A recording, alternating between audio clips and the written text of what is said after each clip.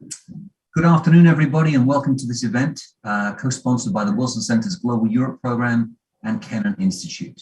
My name is Duncan Wood, Vice President of Strategy and New Initiatives and Interim Director of the Global Europe Program.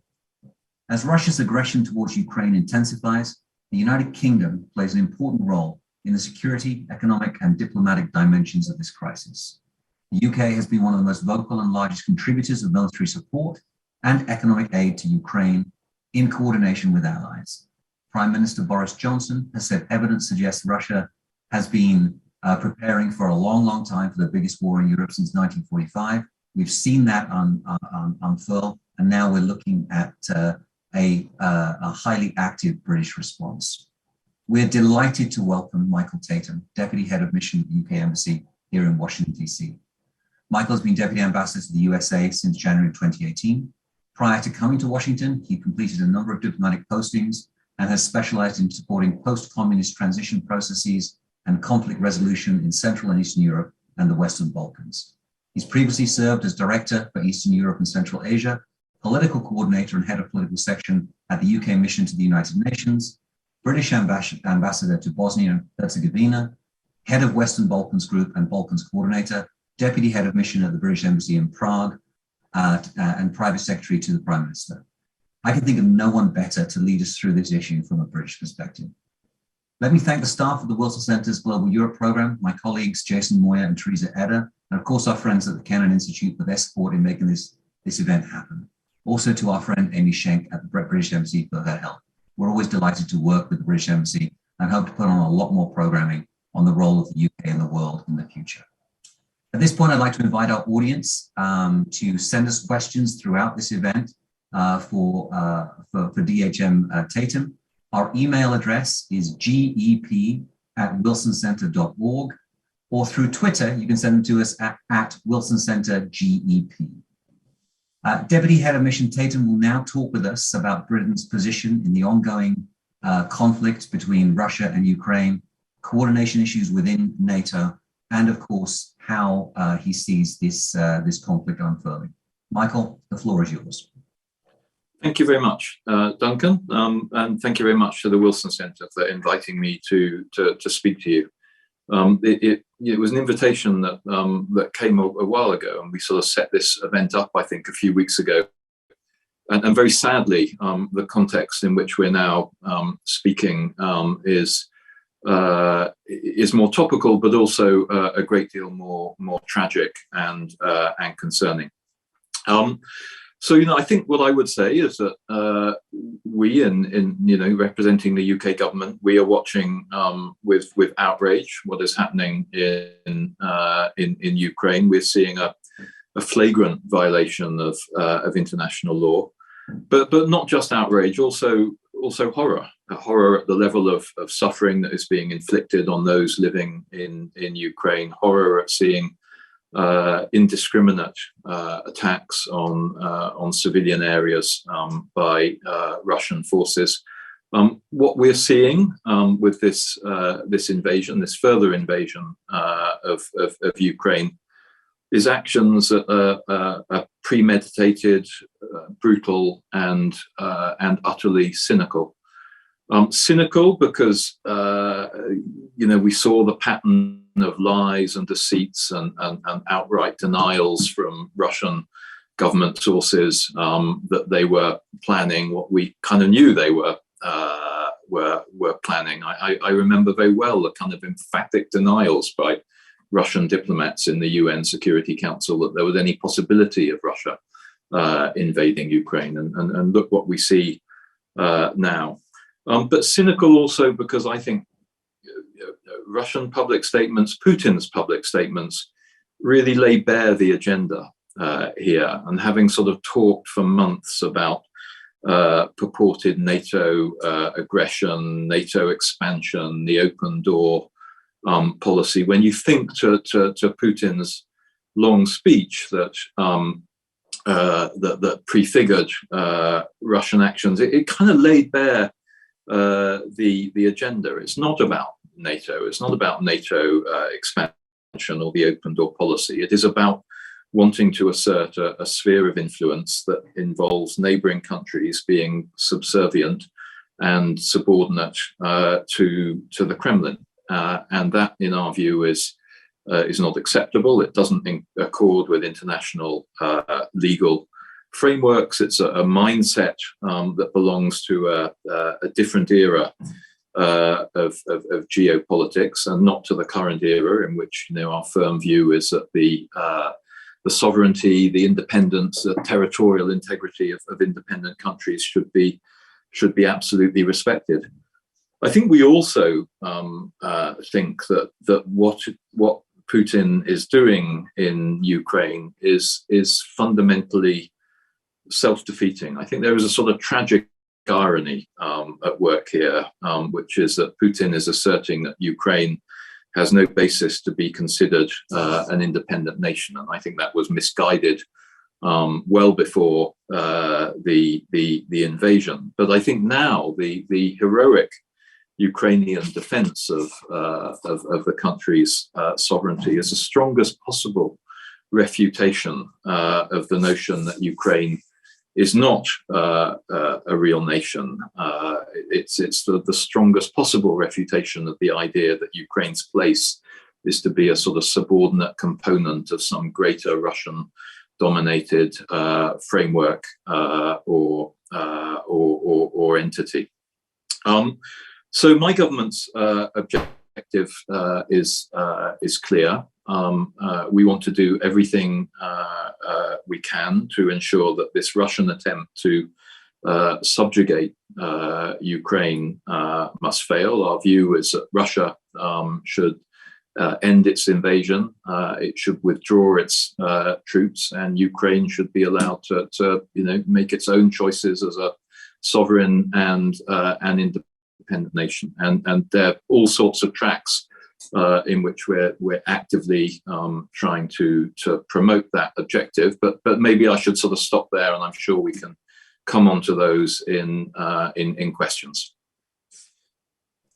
That's a great introduction, Michael. Thank you very much for leading us through that. I'd like to remind our audience to please send your questions to the Twitter address @WilsonGEP or gep@wilsoncenter.org, which is our email address. Michael, my first question for you is to do with financial sanctions that have been enacted so far. London remains one of the world's most important international financial centers. We've seen close cooperation with the United States, with Japan, with European allies on financial sanctions. I wonder if you could talk about the effectiveness of those sanctions, how international cooperation on those sanctions can be improved to give them more immediate impact. One of the most common questions that we hear here in the United States is about how long it's going to take for sanctions to really bite the Russian economy. I think that the UK also holds that special place, of course, because Prime Minister Johnson has said there's no place for dirty money in the United Kingdom. Russian banks have now been, some Russian banks have been suspended from SWIFT, but not all of them. Do you see that there'll be additional waves of sanctions that will go further to penalize Russia for its aggression in this direction? So those two main areas, the effectiveness of sanctions, financial sanctions in collaboration with allies, and what else can we see coming up in the future on that front? Yeah, no, thanks. All interesting questions. The first thing I would say is that I think the measure of shared resolve and unity in terms of the international response has been really impressive. The degree of coordination and consultation that has happened across a whole range of international frameworks between capitals, within the EU, within the G7, the level of international join-up, I think, has been substantial and impressive. And you see that with the way in which the announcements have come out, coordinated, synchronized, and broadly, not identical, but broadly consistent in terms of the measures that are being adopted and how they are being applied. And I think that is really important for two reasons. Firstly, because it maximizes the impact of the measures. And secondly, because I think that unity in and of itself sends a really important message. I think what you often see with Russia is sort of attempts to try and wedge drive between allies. If that was part of their thinking here, it certainly hasn't worked. If anything, it's been counterproductive, and you've seen Western countries bound together in our kind of opposition and our revulsion at Russian actions. So I think the first thing I'd say is I do think that that unity is impressive, and that speaks to a lot of work that's been going on between governments to make sure that we are operating in that coordinated and synchronized way. And I think it's complicated work creating sanctions measures. And although the UK is no longer part of the EU, so I can't speak for the EU anymore, but I can say it's a whole lot more complicated when you're bringing together over 24 countries to reach an agreed decision. So I think the speed of the measures and the gravity of the measures is very striking. The other question you asked is do I expect further measures? I would love to see a situation in which Russian policies swing into reverse and the necessity for further measures recedes, but there's no sign of that for the moment. And I think what we have been seeing over the last week is a rolling set of ratcheted measures. And I think if Russia continues on its current course, I would expect to see further measures in the pipeline. The locker of potential measures is certainly not empty. How effective are these measures? I think time will be the judge of that. But I think what I can say is that these measures go substantially further than measures that we've seen in the past, certainly than those that were taken in 2014 following Russia's illegal annexation of the Crimea and its destabilization of the Donbass. I think they are a very robust set of measures. I think my guess is that they substantially exceed what Russia was expecting and counting in, and I think their impact will be far-reaching. They are designed to have long-term enduring impact, but I would say it is quite striking to look at their immediate impact, their impact on the value of the ruble, their impact on Russian markets, which have had to be closed for the last couple of days. So I think these are substantial measures. I think if Russia continues on its current course, we are likely to see further measures. The UK certainly welcomes the measures that have been taken so far in terms of some banks being removed from access to SWIFT, but we have made clear that our position in the UK is that we would like to go further there and to see all Russian banks removed from SWIFT. So that's certainly an argument that we will continue to be making with our international partners. Thank you. Moving on to the question of military support for Ukraine. Prime Minister Johnson has been very clear that there will be no direct UK military action either on Ukrainian territory or over Ukrainian territory. But the UK has been one of the more forward-leaning countries in providing military support to Ukraine. That includes defensive weapons and non-lethal aid. Are there now talks of increasing that military aid being provided by the UK, Michael? Yeah, I mean, you summarised the situation very well.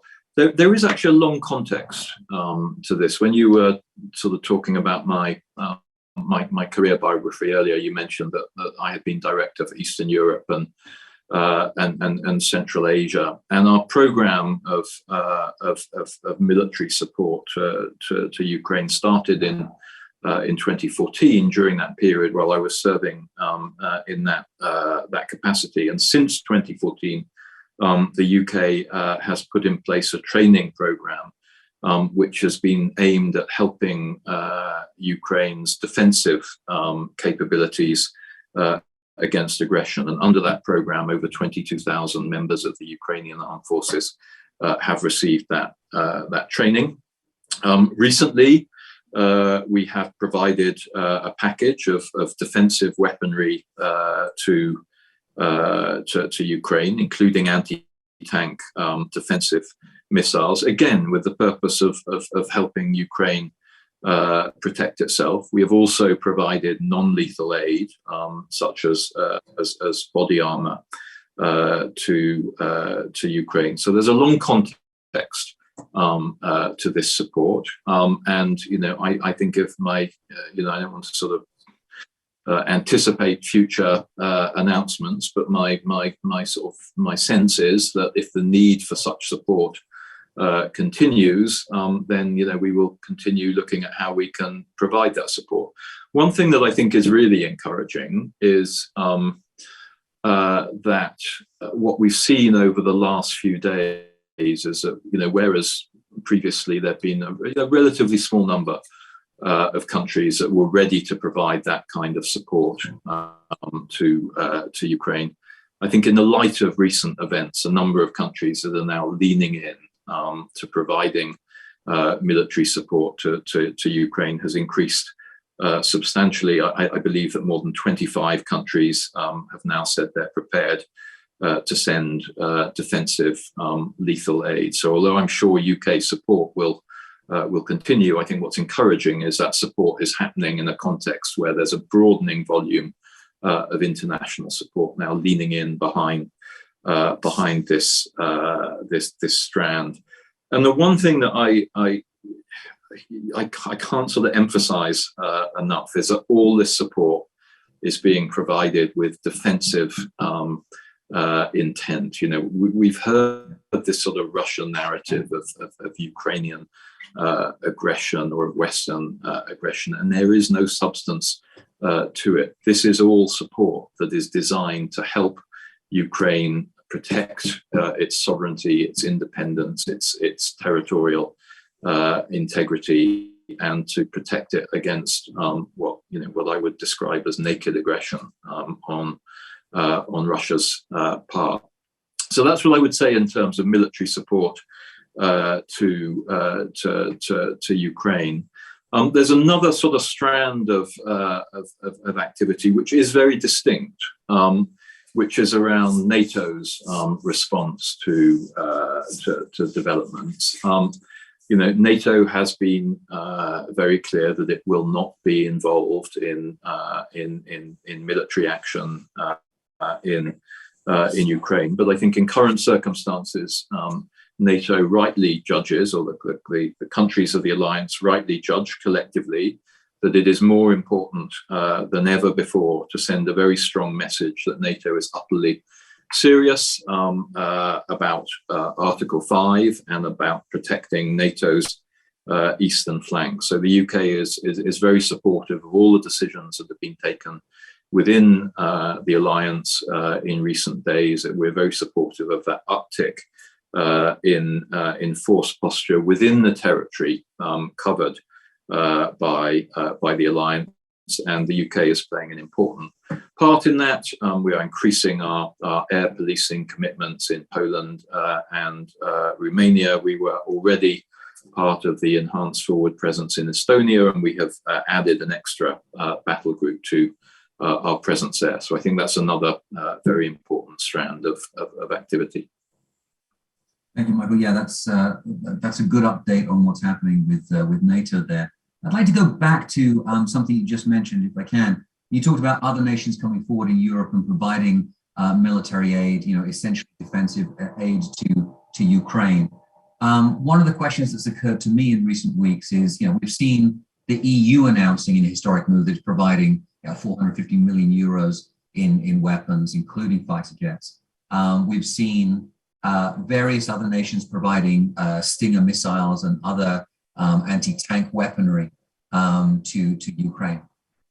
What is the coordination that takes place behind the scenes with governments? Is it that sort of every government gives what they can, or is there some central coordinating mechanism? I mean, is it the defense ministers, the foreign secretaries getting together and saying, we're going to give this, but the Ukrainians probably need this? Yeah, no, I think there is, I would say there is a sort of informal coordination mechanism in that these are all, to be clear, decisions that are being taken by individual countries as kind of sovereign decisions. But there is definitely a degree of consultation and coordination. I think the UK Defence Minister earlier this week, played a convening role in gathering a group of like-minded countries together to kind of share plans, share intentions. So I think there is broad awareness of what like-minded countries are each doing. And although I'm not massively involved in this, I expect along with that there is a sort of degree of working out what how it makes sense, what some countries are providing, what needs exist that haven't yet been met. So it's not happening in a kind of random, disjointed, uncoordinated way. I think all the countries that are ready to move in this space are and proceed knowledge of what other like-minded countries are doing. Thank you.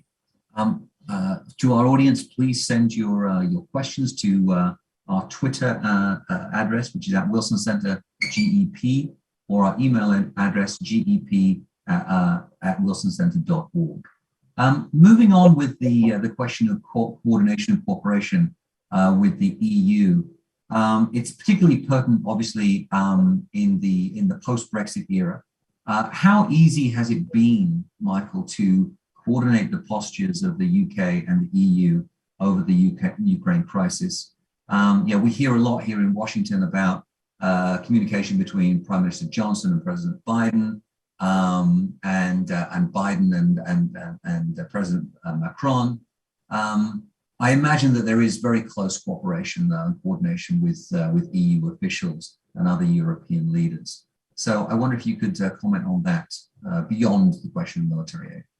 Yeah, no, I mean, I think there certainly is intense cooperation and coordination between the UK and the EU, which is exactly right. I think my sort of broader observation would be that since the UK has left the EU, there is a lot of focus, and I can sort of understand why, against the context of where there have been frictions and difficulties in the relationship after the UK's withdrawal from the EU. But the UK was always clear at the time it took the decision to leave the EU, that this wasn't some big rupture, and that where the interests of the UK outside the EU and the EU were aligned and converged, we would envisage close and productive cooperation. And the mechanisms for that exist, including through a very well-resourced UK mission to the EU based in Brussels, which has been working flat out in recent days, precisely to coordinate and liaise with the EU, to share thinking, and to enable us to get into the position where the UK and the EU and more than that, the US and other countries are aligned around the measures that we plan on taking, and that we can maximize the impact. We can create a multiplier dynamic by making sure that our measures proceed in a sort of coordinated and mutually reinforcing way. So I think that the cooperation between the UK and the EU has been very close and it has been very productive, which is exactly as it should be, given that we absolutely have a shared interest in security, peace, and stability on the European continent, and beyond that, we have a shared interest in upholding international norms and a rules-based international order. Absolutely. Now, we're looking at a humanitarian crisis unfold within Ukraine, but we're also looking at massive movements of Ukrainian citizens and others who lived in Ukraine into neighboring countries. Latest numbers that I've seen are possibly 600,000 refugees leaving Ukraine. That's putting enormous stress on neighboring states. Could you comment, Michael, on sort of UK government's approach to the refugee crisis? Will the UK be working with European partners to coordinate the hosting of European refugees, of Ukrainian refugees in the short term? What else can the UK do along those lines? Yeah.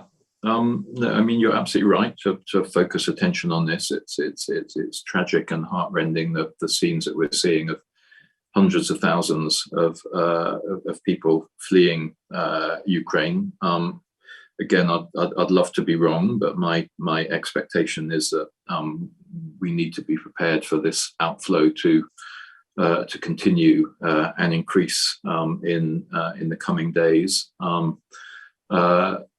My Prime Minister Johnson, I think, is in Poland today and has been talking about this, being very supportive of the remarkable efforts that Poland is making to manage the number of Ukrainians entering Poland at this time.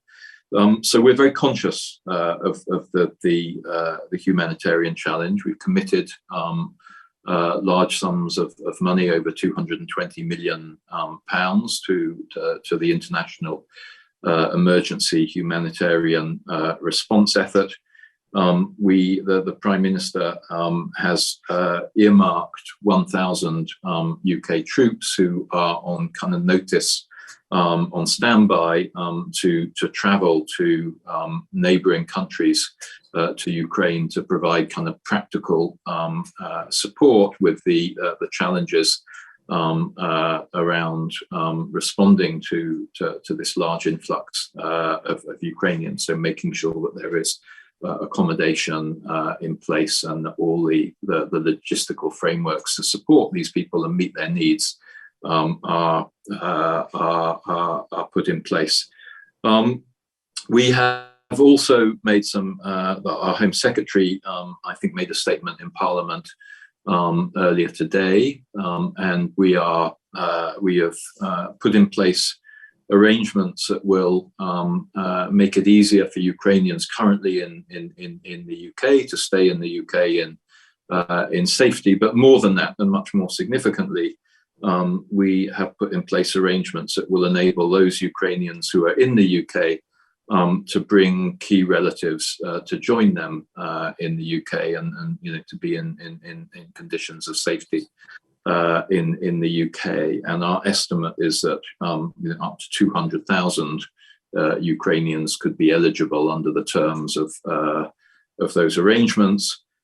We have also made an announcement today about creating a humanitarian sponsorship program that would allow businesses or individuals or community organizations or charities to sponsor a route to the UK for Ukrainians, including those that don't already have family connections to the UK. So we are doing a lot to respond to the gravity of the humanitarian crisis, in addition to all that I've described, which is I would sort of categorize as humanitarian support. We have also committed to economic support for Ukraine to mitigate what you can only imagine is going to be a horrendous economic impact upon Ukraine when you look at the kind of scenes of what is happening there. So we have also put in place economic support package for Ukraine, including loan guarantees and so on, to mitigate the economic impact upon Ukraine. But I think you're absolutely right. Given the scale of what is happening in Ukraine, I think we all need to make sure that we are gearing up for what will be a substantial humanitarian crisis to which we in the UK and all our international partners will need to sort of make sure we're responding to promptly and effectively. Yeah, we have an ongoing focus here at the Wilson Center on questions of international migration and refugees, a project titled Humanity in Motion, where we've been looking at the phenomenon at a global level.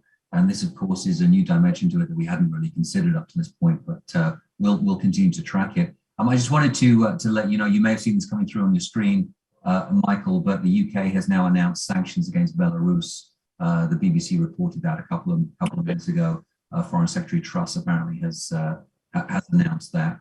I'd like to move on to some of the... To sort of go back to what I was saying, I think the dynamic now is one in which the sort of sanction measures, it's not a sort of static set of announcements, but it's, if you like, a rolling program that is, is responsive to the situation as it unfolds, including Belarus's role in what is happening. Absolutely, thank you. I'd like to turn to some of the questions that are coming in from the audience. The first one is with reference to the financial sanctions that are being applied to Russia.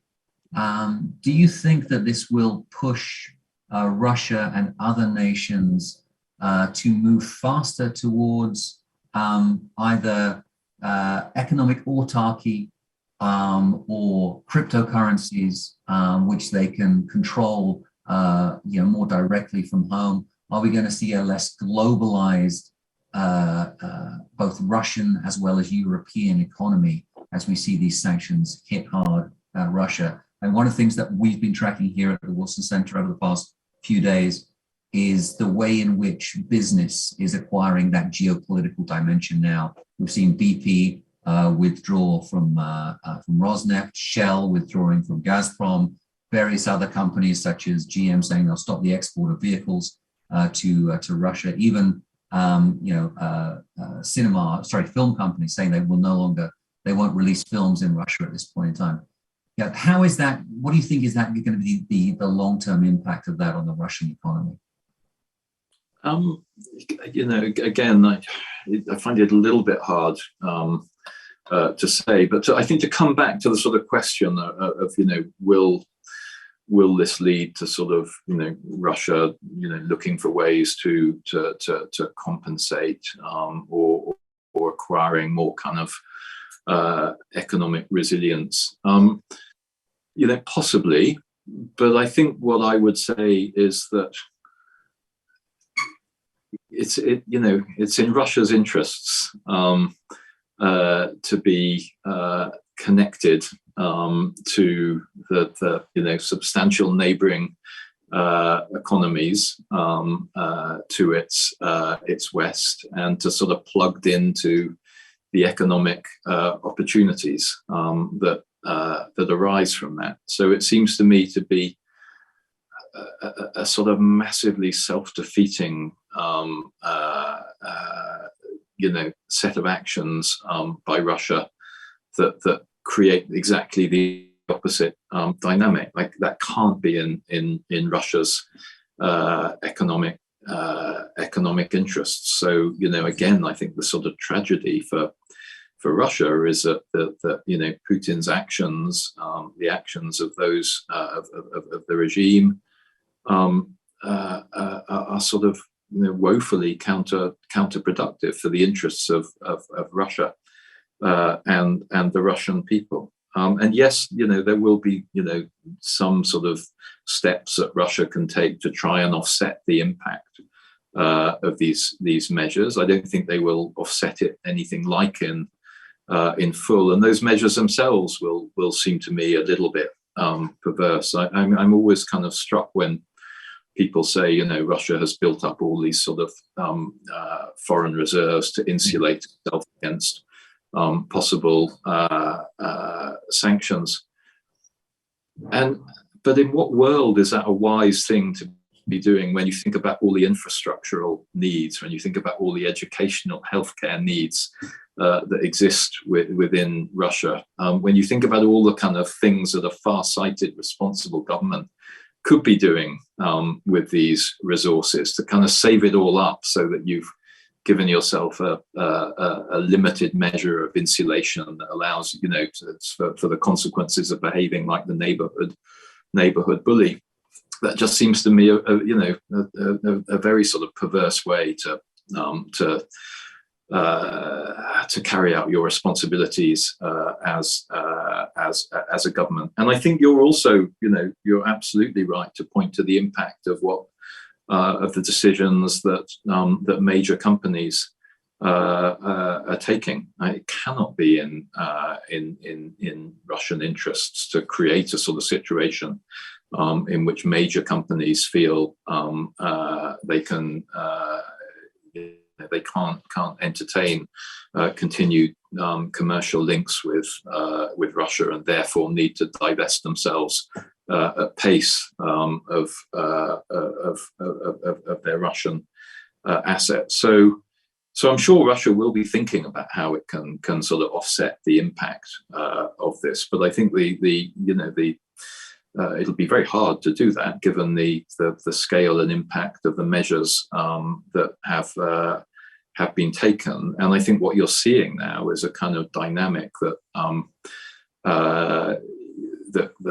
goes well beyond the actions of government, that is now applies to individual businesses, concluding that their interests require breaking off ties with Russia. You also talked about, the film companies, and I think that you're seeing it in the sporting and cultural sector as well. So I think the consequence of this will be Russia becoming an international pariah, which is tragic. I mean, there is one thing that I would want to say, and I've been trying throughout this session to sort of talk about Putin and the regime, and there's a reason behind that, because our criticism is directed entirely at Putin and his regime. The UK government has no animus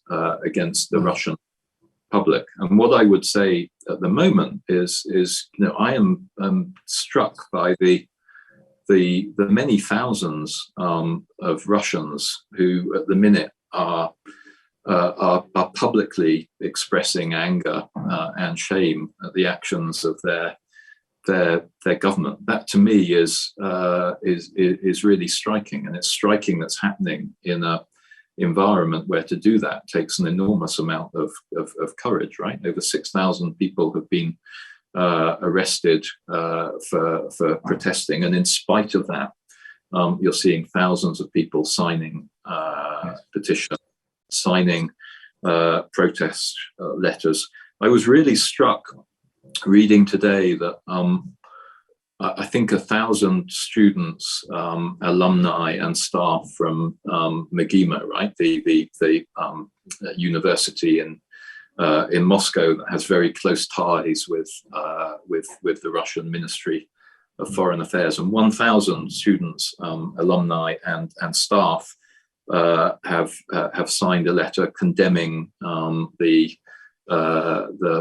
military action that has been taken, and I think that for me was really striking, seeing so many people connected to an organization that is so closely linked to the foreign policy establishment coming out in that way. This is the organization for which the Russian Foreign Minister Lavrov wrote the lyrics to the organization's anthem.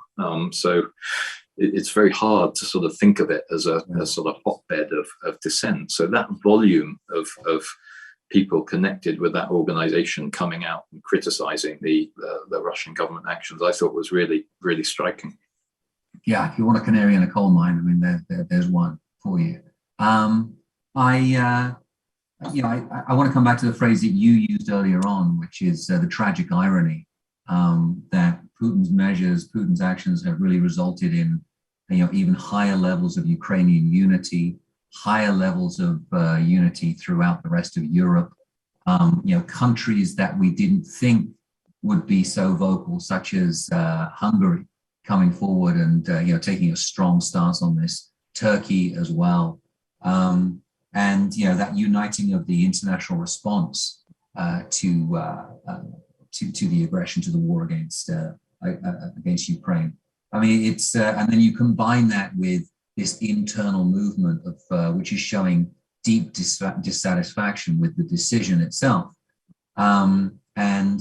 My question to you is, and I know I'm not trying to put you on the spot in terms of being having a crystal ball in front of you, but how does Putin react to that kind of dissent at home, apart from locking people up and arresting them, locking people up?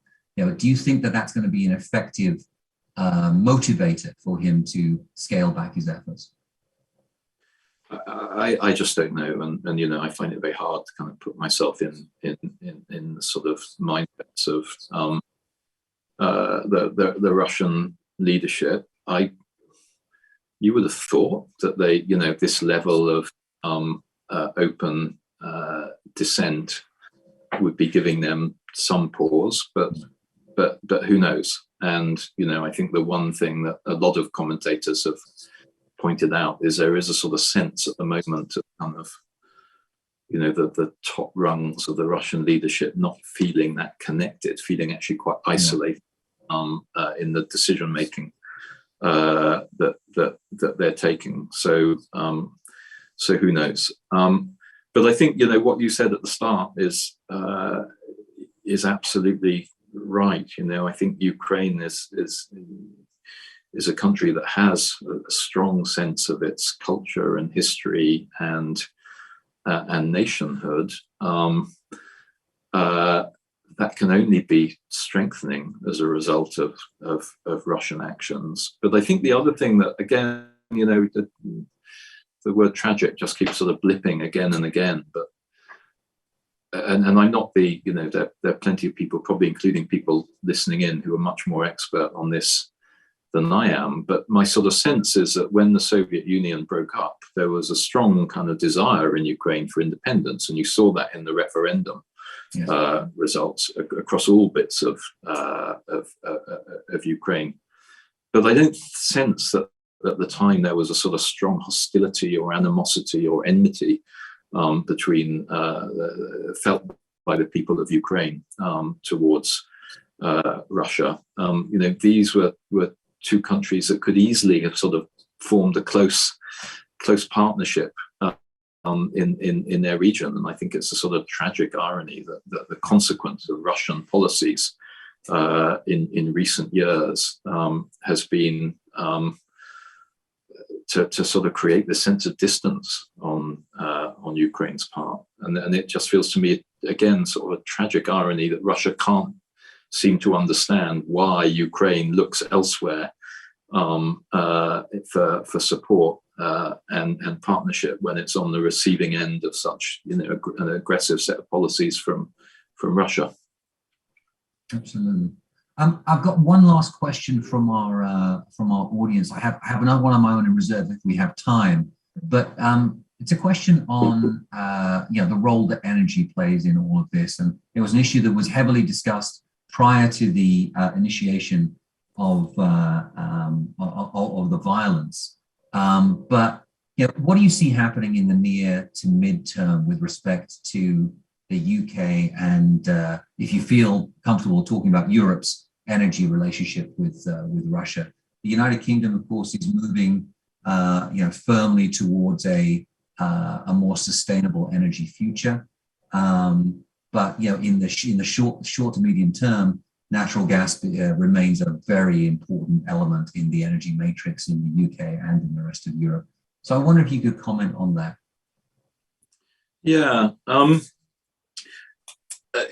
Again, this is a sort of something that my Prime Minister has sort of commented on in quite strong terms. I mean, I think when you look at all the different things that have happened over the last few years, it does sort of feel like we've all kind of gone through a kind of crash education in the sort of risks of interdependencies and supply chain dependencies and so on. I think it is certainly the case that I think the recent events have woken us up to the strategic risks of being overly dependent on Russia for energy in Europe. I think this is not. I don't think it's something we were aware of, and I think, in fairness, there's been a degree of progress in recent years. I think you've seen many more European countries starting to invest in LNG facilities. You've seen sort of supply chains opening up that bypass Russia. You've seen countries kind of investing much more in the capacity for sort of interconnectors and reverse flow that gives a bit more resilience to European energy supplies. But I think what we've learned is that if there has been progress, it's been nothing like enough. And I think this is going to need to be a sort of big area where European countries come together and think about what a long-term approach to weaning ourselves from a dangerous dependency on Russian energy sources looks like. And I've talked about some of the kind of ways that you could go with that, but I think it's going to require a long, hard strategic look and some difficult decisions of the kind that Germany, I think, to its credit, took in recent days with its decision on Nord Stream 2. Exactly, and my own perspective on this is that this will be one of the issues that really helps to push climate change mitigation, not for climate change in itself, but because of the energy security dimension. Because honestly, there's nothing as good as renewable energy for being energy independent and having that kind of security. So you're 100% right. And actually, I feel remiss for not having, in all the sort of different avenues that we need to go down. I think an emphasis on renewables is absolutely one of them. Yeah, absolutely. We just got another question in. Actually, it's so it's the first time I'm reading it. Let me just have a quick look. You've noted a number of times that Russia has engaged in counterproductive activities. To that end, what is the likelihood that we may see an energized democracy movement emerge in Russia as a result of Putin's war on Ukraine? And recognizing that you're not an expert in Russian politics, but you commented before about perhaps dissatisfaction on the part of the Russian population. Is this likely to push a democracy agenda, pro-democracy agenda? I find it a little. I would sort of defer to people who are a little bit more expert in Russia than I am. And although I've dealt a lot in Russia policy, I'm very conscious. I've never done a posting in Moscow and don't speak Russian. And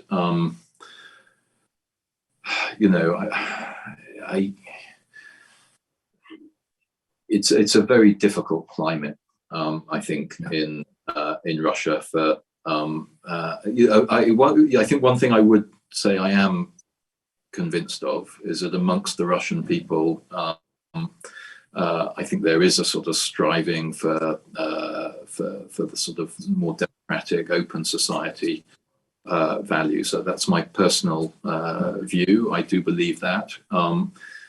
Those feelings really struggle to kind of assert themselves over a political system that stifles true democracy, over a media and broadcasting system that is heavily dominated by state or state-controlled media outlets. So, I think those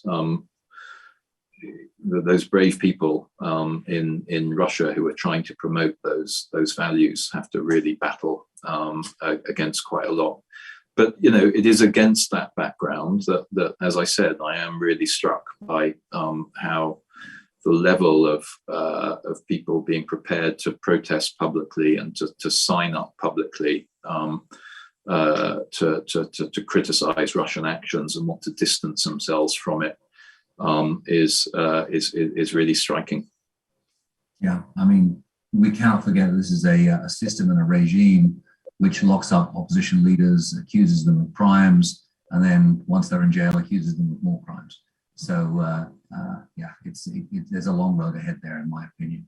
So my last question, Michael, for you is to do with China and efforts by the UK government to talk to China to bring them more on board with the broader international response to the Ukraine crisis. The Chinese government has shown some signs of softening its, rather hardening its stance in recent days. But it's one of the pivotal factors in the immediate future of this crisis. If China was to come out with more forceful statements against the Russian invasion, then it would surely send a very strong message to Putin. Are you able to comment on anything that the UK government is doing in its talks with the Chinese government? No, I mean, I think we have an active dialogue with China, and I'm sure our embassy in Beijing is letting the Chinese government know what our views are on what's happening, and I'm sure we're sharing perspectives, and I'm sure we're doing what we can to try and persuade China that it has interests in upholding international law and a rules-based international order. So I think I'm sure that those kind of diplomatic exchanges have been happening. I think my observation would be that Russia and China, it's no secret that they have quite a strong partnership at the minute, and I think this, but you see signals that point in slightly different ways. When Putin and Xi met in the margins of the Winter Olympics, you heard sort of China being perhaps a little bit more openly critical of NATO policies than it had been in the past. On the other hand, China, pointedly did not join Russia in voting against the Security Council resolution last week, which would, again, I can't speak for China, but that would point to some degree of unease with the actions that Russia has taken. So yes, I think we engage with China on this, as on many other international issues. But China has a partnership with Russia that is quite a close one. So you can only kind of guess and speculate about how China weighs up its equities at the moment. Michael, I want to thank you for being with us today. I really appreciate you taking the time out of what must be an incredibly busy agenda for your candid and straightforward responses to the questions. I'd like to offer the Wilson Center as a space for the embassy to come and speak on these issues in the future. The Global Europe program would very much welcome that participation by the UK government. And please stay in touch with us and let us know how we can play a role in this in terms of both communicating with the US public, but also communicating with what is our key audience up on Capitol Hill, and trying to help explain to decision makers up there what's happening in the world, what other governments are doing, what is the critical role that they play in this crisis and in other international affairs.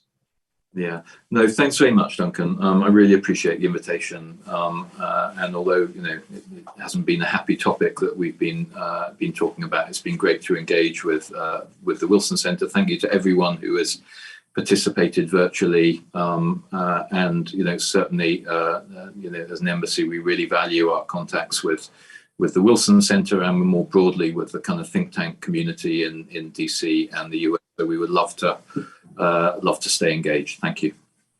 Thank you, Michael, and thanks very much to all of our viewers today. Please stay tuned to upcoming programming on the Ukraine crisis and, of course, on other international issues. Good afternoon, everybody.